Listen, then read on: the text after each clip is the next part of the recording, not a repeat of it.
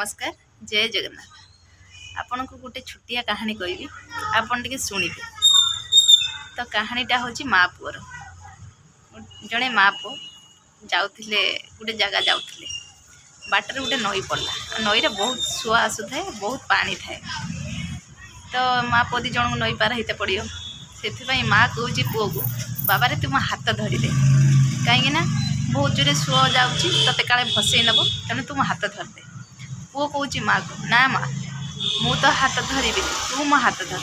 माँ पचारे सेठू कहीं ना मत जदि कष्ट है ना मु तो हाथ छाड़ी दे पारे, किंतु तत्ते जिते कष्ट है भी तू मो हाथ के छाड़बनी, तेणु तू मो हाथ धर। एमती कथा है कि माँ पुअर हाथ धरुची आउ माँ पुओ दिजण आराम से नई पार हो गले।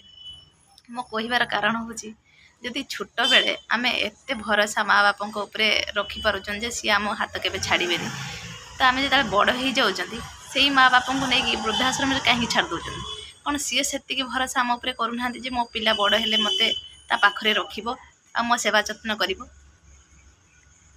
कथाटा क्या जदि खराब लगी मते क्षमा करेंगे, किंतु सेमती करंतुनी।